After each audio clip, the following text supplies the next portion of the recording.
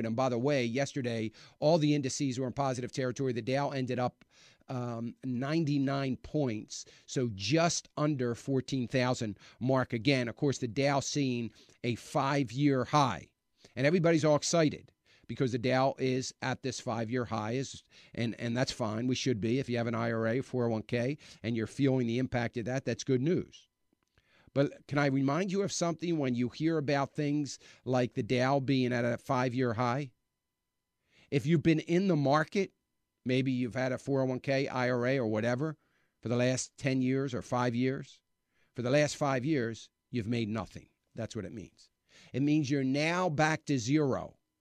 That's what it means. So it sounds really good on the surface, but it means that if you've been in the market for the last 5 years, it means that you are now back to even. You're back to where you were.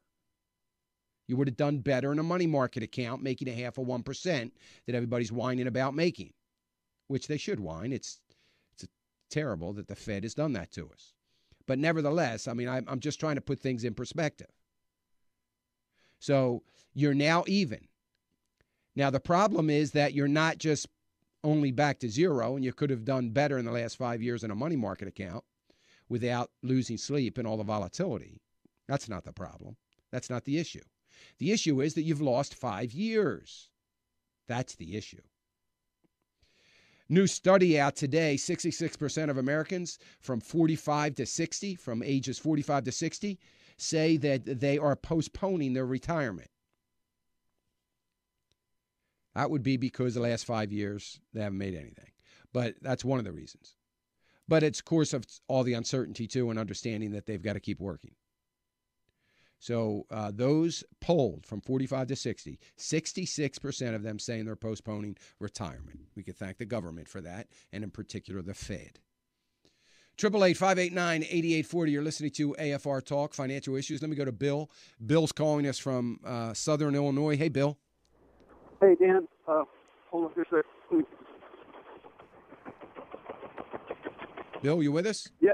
Okay. I had to turn the thing off. I was wondering, I'd heard you talk before a long time ago about the oil royalties. That's how the government makes money and stuff like that. Yeah. But no one's talking about that anymore. Yeah. And why is that? I mean, it's a great question. Than the fact that President Obama doesn't like fossil fuels. Yeah, it's a great question, Bill. I need to get Senator Vitter from Louisiana back on the program because he's the one that initiated all the conversations that he never got answers from the White House out of.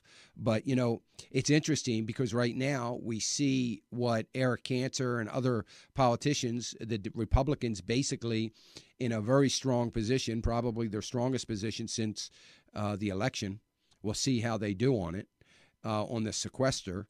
Basically saying that you heard the president yesterday say, you know, we've got to fix this, and the Republicans will say, well, that's good, you want to fix it. This was your idea, Mr. President, the whole sequester situation. It was his idea in 2010, and now it's not such a good idea. Well, it's not such a good idea because it could throw us back into recession, and nobody wants to do it, particularly the president. But if you don't want to do it, what Republicans are saying, let's cut some more money. You want to cut this $1.2 trillion? Go ahead and cut it out of something else, and we will then postpone the sequester. So I hope the Republicans hold fast on that. I have my doubts, but I hope they do.